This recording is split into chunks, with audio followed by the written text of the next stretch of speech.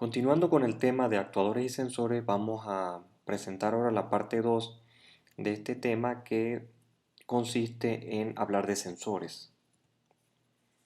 Los sensores son como los ojos, tacto, oído, boca y piel del robot. Si hacemos un símil, los ojos de un ser humano en el robot es un sensor de proximidad que le diga al robot, mira, ya está cerca de una pared, ya está cerca de una esquina. Podemos ver en la imagen un sector de proximidad, en este caso infrarrojo. Cuando es infrarrojo, él entra en contacto con algo, eso tiene un rango, cuando él lo sensa, él sabe que está próximo a él. El tacto, porque ese robot cuando entra en contacto con su entorno puede ir en ese elemento terminal un palpador que le va dando indicaciones sobre la forma de la pieza que está entrando en contacto. El oído, podemos tener detectores de sonido, y la piel es que, bueno, cuando con el tacto tocamos, a través de la piel sentimos, y si vamos presionando más podemos tener una noción de la fuerza que estamos aplicando. Bueno, hay sensores de fuerza. Ahí tenemos como ejemplo una celda de carga del tipo S. Sí, de esa celda de carga que ustedes ven en el laboratorio de mecánica y materiales de O, pero en este caso una de mayor precisión y del tipo S que le da esta mayor precisión.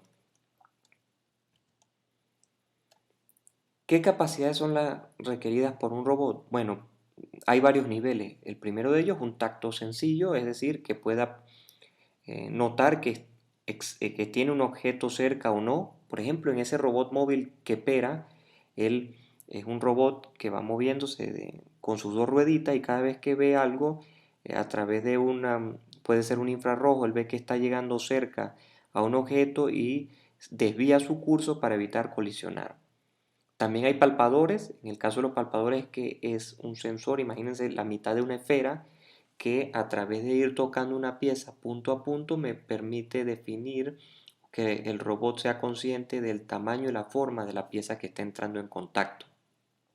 También hablamos de que puede tener un sensor de fuerza simple que solo mide la fuerza a lo largo de un eje, por ejemplo una celda de carga como la que ven en mecánica y materiales, donde ella aplica una fuerza y la mide solo en esa dirección. Pero también podemos tener sensores más complejos que miden dos o más ejes, no solo las tres fuerzas, sino también los momentos. De proximidad, ya para detectar un objeto antes de entrar en contacto, porque el de tacto sencillo lo detecta porque toca el objeto. En el de proximidad lo llega a detectar pero sin tocar el objeto. Visión simple, que me permita al robot tener una idea de los bordes o esquinas que estén en su entorno. Por ejemplo, si es un robot que está organizando en una estantería piezas, que sepa ver dónde están esos bordes que me definen la estantería. Y ya visión compleja, que me permita reconocer formas. Este es un área de mucho desarrollo. Por ejemplo, estos robots droides que están muy de moda, ellos necesitan, a través de su sistema de visión, generar un mapeo de todo el área que están, por la cuales van recorriendo, y así reconstruir todo ese terreno al mismo tiempo que van volando o que están en una actividad.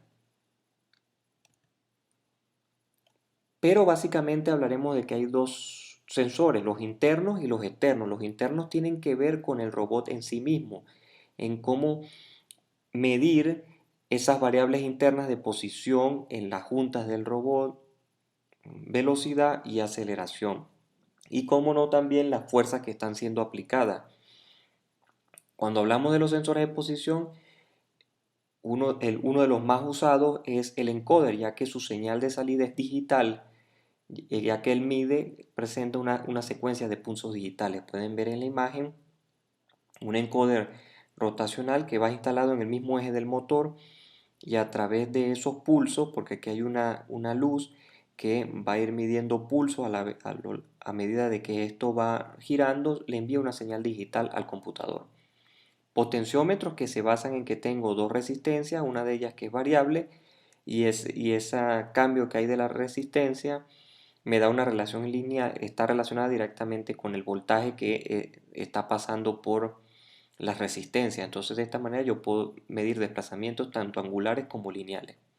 Si requiero de mucha precisión, hay los dispositivos LVDT, lo que emplean es a través de una señal de corriente alterna se genera una relación con el voltaje que me permite medir la posición. Por último, hay medidores llamados resolver, que es similar al encoder, pero en este caso es un sistema rotor-estator que mide una señal analógica relacionada con la posición angular del eje que está midiendo.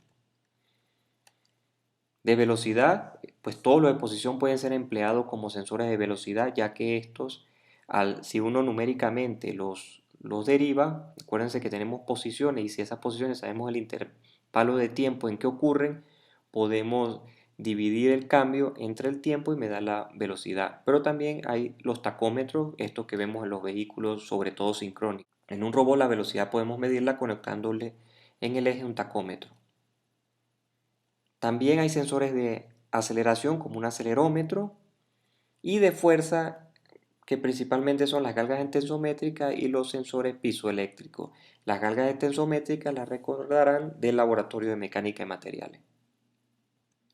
Con respecto a los externos tenemos cuando hay contacto, de tipo contacto con un medidor de fin de carrera. Aquí vemos una imagen donde tenemos aquí esta rueda con este brazo que una vez que entren en contacto el elemento que se está moviendo con él genera una señal y entonces me permite detectar que ha entrado un objeto en contacto. Sin contacto hay sensores de proximidad como por ejemplo el de infrarrojo, que él tiene, cuando el infrarrojo detecte algo, él puede medir la proximidad que hay entre el objeto, entre el robot y el objeto. Y bueno, sistemas de visión de cámara fotográfica, lo cual en estos momentos es uno de los que más se está desarrollando. Como les mencionaba el ejemplo de los droids, que sean capaces de, a través de esas cámaras, reconstruir todo el territorio o el terreno por donde se están moviendo. ¿Y cómo seleccionar estos sensores? Bueno, primero por el rango de la aplicación que necesite. También de la sensibilidad. Cuando un cambio ocurre, es capaz de medir de una manera rápida ese cambio. Es sensible o es muy sensible a esos cambios. Si es lineal, si hay una relación lineal entre entrada y salida. El tiempo de respuesta es importante, que es la frecuencia de muestreo que me permite ese dispositivo. Porque, por ejemplo, si yo voy a medir algo que pasa cada segundo y mi medidor tiene un tiempo de respuesta de 5 segundos, pues no voy a poder medir a una precisión requerida. Cuando mida 5 minutos ya pasaron 5 mediciones de mi interés. La precisión, que eso viene reflejado en los catálogos, cuán preciso es en ese respecto. Por ejemplo, si estoy midiendo con una regla, la precisión de la regla es 1 milímetro. Si quiero más precisión, pues tengo que ir a un vernier. Eso mismo ocurre con los sensores. Repetibilidad es la capacidad de volver a repetir la muestra. Resolución, la resolución es la escala que tiene el dispositivo. Por ejemplo, en la escuadra cada línea son milímetros. El tipo de salida, si es analógico o es digital, es importante porque si es analógica vamos a necesitar una tarjeta que me convierta la señal analógica a digital para poder después registrarla en un computador.